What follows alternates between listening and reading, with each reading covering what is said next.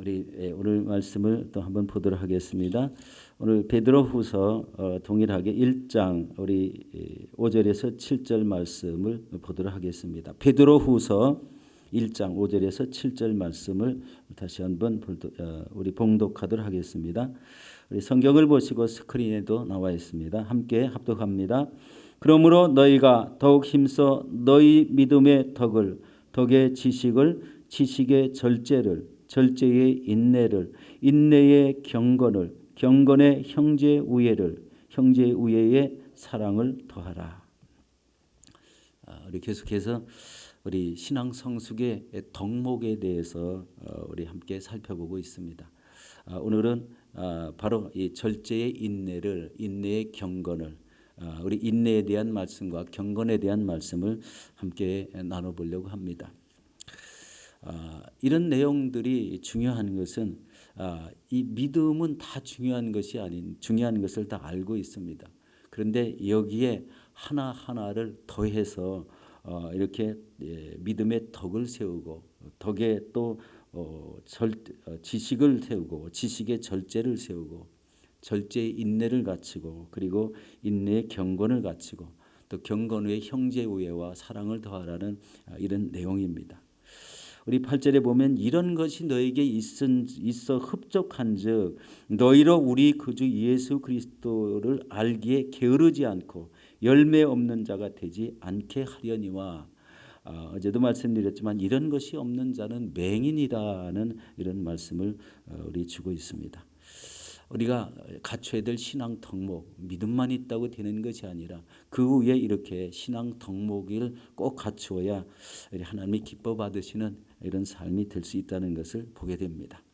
우리 첫 번째 인내를 보도록 하겠습니다. 여러분, 인내라는 그 원어적인 의미는 아래에 머물다는 뜻입니다. 아래에 머물다. 이 고통스러운 상황 아래서 자신의 자리를 지키는 것을 말합니다. 우리 나에게 고통이 오고 힘듦이 오고 도저히 감당할 수 없다 그러면 다 사람들이 습관이 피해버리는 것이 있습니다. 믿음의 삶도 그렇더라고요. 자기가 고통스럽고 힘든 것은 피하려고 하는 이런 습성이 많습니다. 그런데 믿음의 사람들은요, 그렇게 인내해야 될 자리를 감당하게 되면은 인내한 이후에 그 믿음의 그 다져짐은 다른 사람보다 다르다는 것을 알 수가 있습니다. 그런 것이 바로 이 하나님이 바라보시는 믿음 위에 이런 인내를 더할 때 하나님이 이루고자 하시는 그런 뜻들이 그런 인내를 갖춘 사람들을 통해서 이루어진다는 사실입니다. 우리 철학자인 키케로가 인내는 단지 수동적으로 고통을 견뎌내는 것이 아니라 명예와 유익을 위해 날마다 어렵고 힘든 일에 기꺼이 자발적으로 수고하는 것이라고 이렇게 정의를 했습니다. 여기에 부합하는 성경 말씀이 바로 히브리서 12장 2절 말씀입니다. 믿음의 주여 온전케 하신 이인 예수를 바라보자. 그는 그 앞에 있는 기쁨을 위하여 십자가를 참으사 부끄러움을 개의치 아니하시더니 하나님 보좌 우편에 앉으셨느니라. 예수님은 바로 세계의 모든 사람들이 바로 십자가를 통해서 우리 구원을 받을 것을 생각하시고 그 십자가의 그 수모와 수치, 치욕을 또 모든 고난과 고통을 참으셨다는 것입니다. 그 후 이 죽음을 이기시고 이제 예수님은 부활 승천하셔서 하나님 보좌 우편에 앉으셨습니다. 여러분, 여기에서 명예란 무엇일까요? 예수님 만약에 이 십자가를 온전히 지지 않으셨다면 예수님에게 생길 수 있는 명예가 달라질 수도 있겠다는 이런 생각도 해볼 수가 있습니다. 물론 그런 일은 없겠지만 여기 명예란 말은 십자가를 지신 이후, 십자가의 이 수치와 고통을 다 참으시고 지신 이후에 하나님 보좌 우편에 앉으셨다. 바로 이 모습이죠. 그럼 유익이라는 것은 뭘까요? 바로 온 인류를 그 십자가의 그 모진 고통을 통해서 인류의 모든 죄악들을 대속하시고 누구든지 예수를 믿는 자에게 구원을 주시는 은혜를 말합니다. 이게 온 세계 모든 사람에게, 저와 여러분들에게 주신 유익입니다. 바로 키케루가 정의했던 바로 인내는 명예와 유익을 위해서 이렇게 날마다 어렵고 힘든 일을 기꺼이 자발적으로 참여하는 것이다 라는 것을 말씀하고 있습니다. 여러분, 지금 전 세계적으로 이 코로나 팬데믹으로 인한 이런 수많은 사람들이 이제 확진되어 나가는데, 제가 어제 일부러 전 세계 몇 명 정도가 확진되는가 한번 찾아봤습니다. 8,200만 명이 확진되었고요. 지금은 그게 급속도로 더 이 확산이 되어 나가는 이런 중에 있다는 겁니다. 여기에서 사망자가 우리 180만 명이 넘는다는 거예요. 그러니까 많은 사람이 우리 한 해 동안 지내오는 동안에 확진이 되었고 죽었다는 겁니다.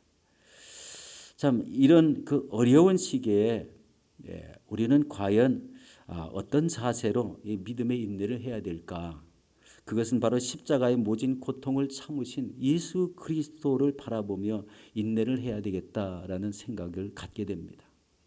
여러분, 이것을 통해서 우리가 믿음의 그 향상 진보를 이루고 덕을 쌓는 그런 일들이 이루어져야 되는데, 바로 이 흔들리지 않는 굳건한 믿음을 쌓기 위해서는 인내가 필요하다는 겁니다.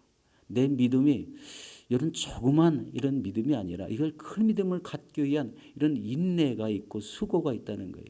그렇지 않으면은 그 믿음의 영역이 커지지 않는다는 겁니다. 우리가 흔히 쉽게 생각하는 거, 우리 새벽전에 나오는 거, 여러분 얼마나 큰 인내가 필요합니까? 단잠을 물리쳐야 되고, 이 시간에 나올 수 있는 습관을 가져야 되고, 그리고 이 습관을 통해서 하나님 앞에 늘 엎드려 기도하는 그 모습들이 다 뭐예요? 인내를 통해서 나타나는 현상들입니다. 거룩한 습관입니다. 새벽 하루 첫 시간을 하나님 앞에 드리는 이런 그 마음의 결단이 더 중요하게 되고, 그를 통해서 하나님과 늘 교통 교제하는 이런 참된 신앙인이 된다는 겁니다. 그리고 우리 순복음 신앙, 우리 성령의 충만한 신앙, 열정적이고 뜨거운 신앙을 갖게 되는 것도 마찬가지입니다. 인내가 없이는 되지 않습니다. 내가 하나님 앞에 더 우리 적극적으로 하나님이 주시는 열성을 가지고 우리 하나님의 일을 감당해 보겠다 하는 이런 모든 생각을 갖게 된다면, 바로 하나님께서 주시는 이런 능력도 갖추게 되겠지만 그 기본 자세로 인내가 필요하다는 겁니다. 하나님 앞에 바로 설 수 있는 모든 우리 요소들도 인내 없이 이루어지는 것이 없습니다.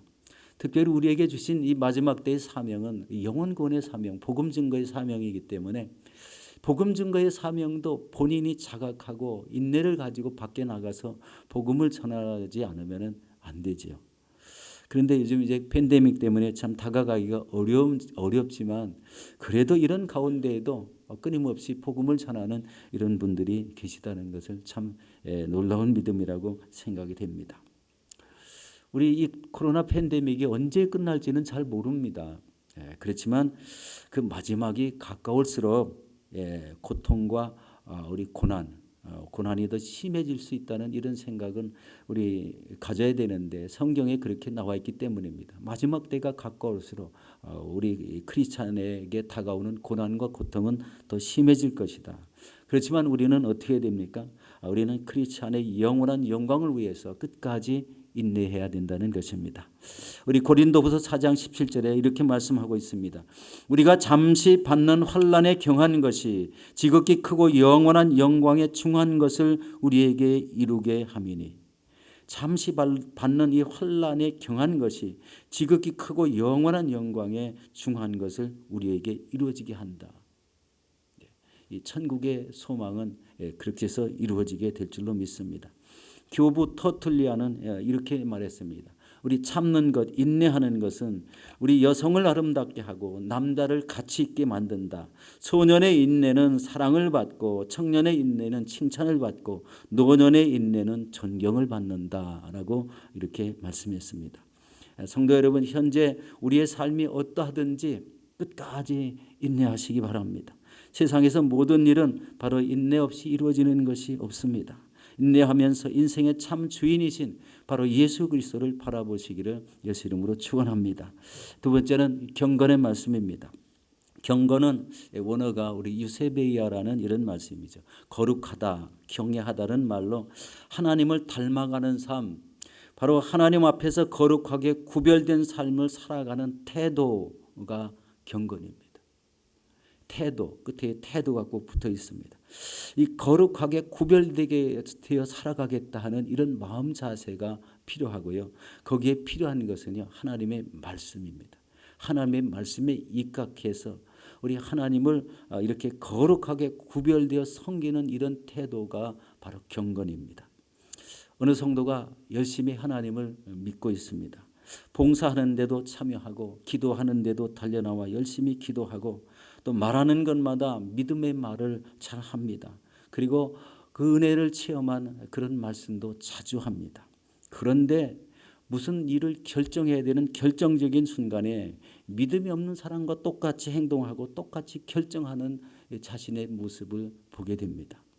주변 사람들을 비난하기도 하면서 자신도 똑같이 그렇게 남을 비난하는 행동을 하고 밤새 기도하는 것 같은데 부부싸움은 제일 많이 하고 자녀의 양육도 잘 못하는 자신을 이야기하는 이런 사람이 있었습니다. 이런 모습이 올바른 경건은 아니지 않습니까? 경건한 것 같은데 우리 경건하지 않는 이런 인생, 그런 신앙생활을 계속 살고 있다는 이런 고백을 한 내용입니다. 저도 그런 것 같습니다.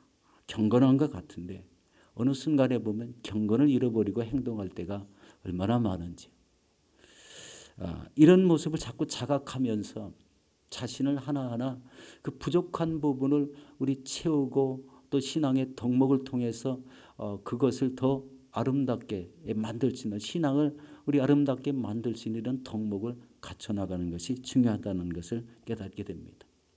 그러면 우리 삶 속에 참된 경건이란 무엇일까요? 우리 계속 말씀하는 내용인데요. 첫 번째는 말을 품위 있게 하는 거예요. 조심하는 겁니다.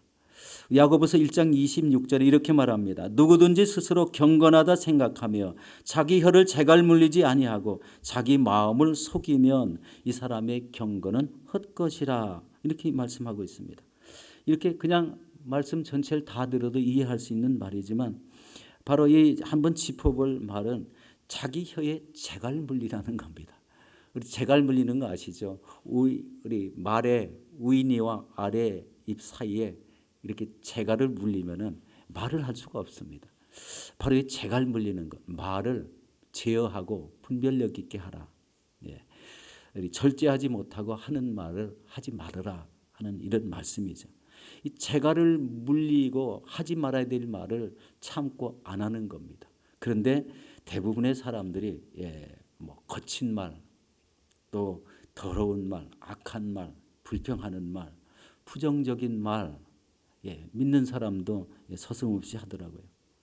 우리 때로는 저도 마찬가지인 것 같습니다. 이런 부정적인 말을 서슴없이 하는 것이 바로 재갈을 물리지 않았다. 이 재갈을 물려야 되는데 입술에 분을 품고 말하는 것은 진짜 다 참아야 됩니다. 그런데 서슴없이 막 그런 말이 나올 때는 좋은 말이 안 나온다는 것. 이 말을 품 있게 하려면은요, 재갈을 물려라는 것입니다.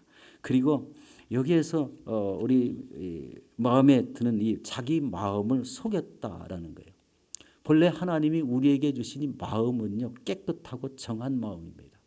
이 깨끗하고 정한 마음을 속이면서 이렇게 불순한 말을 나타낸다.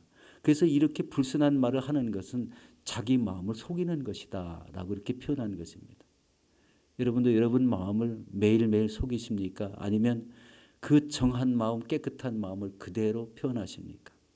여기에서 이 나오는 말에 우리 순수한 것인가, 또 상대방을 배려하는 말인가, 아니면 악하고 뼈대 있는 말만 주는가, 이런 말이 결정되어 나온다는 것입니다. 말을 품 있게 해야 우리 경건에 이르기가 쉽습니다. 바로 이런 사람들이 경건하지 않은 요소를 제가 두 가지 말씀드려요. 재갈을 물리지 않았다. 하나는 자기 마음을 속였다. 이렇게 말하는 사람들이 경건하지 않지만 이런 것을 지키며 품위 있게 말하는 사람들이 바로 경건한 사람이다. 두 번째는요, 참 경건은 어려운 이웃을 돌보는 사람이다. 우리 야고보서 1장 27절 말씀입니다. 하나님 아버지 앞에 정결하고 더러움이 없는 경건은 곧 고아와 과부를 그 환난 중에서 돌보고 또 자기를 지켜 세속에 물들지 아니하는 그것이니라. 여기서 고아와 과부란 말은 옛날에 우리 구약 시대에는요, 과부가 나가서 일할 장소가 없고 고아가 나가서 우리 먹을 것이 없었기 때문에 모든 어렵고 힘든 아픈 사람의 대표적인 명사가 바로 이 고아와 과부였습니다. 그런데 이런 사람들을 돌보는 이런 사람들이 경건하다고 그렇게 얘기했는데, 여러분, 왜 어려운 이웃을 돌보는 사람이 경건할까요? 여러분, 내가 써야 될 물질을 다른 사람에게 나눠주는 거예요. 내가 먹을 양식을 다른 사람에게 나눠주는 거예요. 내가 옷을 입을 다른 사람이 입게 만드는 거예요. 이것이 하나님 보시기에 가장 아름다운 경건이라는 거예요. 그런데 엄청나게 돈은 많아도 이런 것을 잘하지 않는 사람이 있어요. 오히려 가난해 본 사람이 다른 사람의 그 마음을 알듯이 그런 사람들이 나가서 조그만 돈이라도 나눠주려고 하고, 먹을 것이 없는 사람에게 먹을 것을 주려고 하고, 옷가지가 없는 사람들에게 나눠주려고 합니다. 이 마음 자체가 경건하고 그렇게 실천하는 사람이 경건합니다. 우리 마태복음 25장 우리 31절 이하에 쭉 보면은 이런 사람들이요, 오른편에 우리 결정이 되죠. 양으로 결정이 되고, 그리고 이런 사람들에게 창세 이후로 예비된 하나님 나라가 있다는 것을 말씀합니다. 이게 하나님께서 인정하는 삶입니다. 나의 거룩함이 여기서 나오는 거예요. 내가 가진 것을 어려운 사람을 보면 서슴없이 나눠주는 이런 것이 최고의 경건입니다. 이런 것이 수차례 광고되고, 우리 성경 말씀을 통해서 잘 알고 있는 내용입니다. 우리 연호를 돕자 이렇게 해서 많은 사람들이 참여해서 참 그 통째 뜯지 않고 그대로 갖다 전달해 드렸습니다. 이런 게 서로 아픔을 같이 나누고 서로 어려움을 나누고 고통을 나누는 한 귀한 계기를, 이런 것을 하나님이 굉장히 기뻐 받으신다는 것입니다. 우리 세 번째로 우리 경건은 자기를 지켜서 세속에 물들지 않게 하는 것이다. 자기를 지켜 세속에 물들지 않게 하는 것. 여러분, 세상에 살지만 세속에 속한 사람들이 얼마나 많습니까? 믿음 생활해도 변화되지 않으면 세속에서 끊어질 수가 없습니다. 가정이야말로 축복의 근원이 될 수도 있고 타락과 불의의 원상이 될 수도 있습니다. 우리 로마 제국의 멸망사를 우리 쭉 남긴 그런 교훈 가운데 도덕 불감증이다. 가정 생활하는데 부부 중에 한 사람이 도덕 불감증 때문에 가정이 파괴됩니다. 그리고 이 가정들이 다 붕괴되는 그런 무너져가는 그 마지막 시기를 지켜보던 한 철학자가 이렇게 외쳤다고 합니다. 애국자여 가정을 지키시오. 그리고 이렇게 얘기했답니다. 하나님 기도하는 가정을 로마에 다시 일으켜 세워주시옵소서. 하나님, 진정으로 하나님을 신실하게 믿는 경건한 가정을 로마에 다시 세워주시옵소서. 이렇게 외쳤다고 합니다. 그런데 우리가 살고 있는 이 시대가요, 이 도덕 불감증에 우리 속해가지고요, 가정을 중요시 여기지 않는 이런 사람들이 많이 생깁니다. 호주는 좀 덜한 것 같지만 한국에도 그런 풍조가 많죠. 쉽게 이혼하고 쉽게 우리 가정을 버리고자 하는 이런 마음이 도덕 불감증이 있다는 겁니다. 이때 필요한 게 뭐예요? 이 세속에서 물들지 않고 자기를 지켜내는 가운데 가정도 견실하게 지켜야 된다. 이것이 경건 때문에 유지되는 이런 가정이 되어야 된다는 것입니다. 바로 이 오늘날 이런 행태를 보고 참 탄식하는 이런 많은 사람들이 있지만, 그것이 우리 자신이 될 수 있다고 생각할 때에는 참 이 억장이 무너지는 이런 마음이 아니겠습니까? 그간에 지켜온 믿음들이 다 허사가 될 수 있는 그런 상황입니다. 이런 식의 우리 믿음의 가정을 지키고, 그리고 믿는 마음으로 이런 경건을 유지해서 우리 하나님이 기뻐하시는 이런 가정을 이뤄내야 되겠습니다. 우리 사랑하는 성도 여러분, 우리 이 세상에 당하는 모든 고통을 인내하시기 바랍니다. 인내는 쓰다, 그러나 그 열매는 달다라는 이런 말씀이 있습니다. 그리고 참 경건한 이런 삶으로 우리 하루하루를 저 천성을 향해서 달려나가시는 저와 여러분들이 되시기를 예수 이름으로 축원합니다.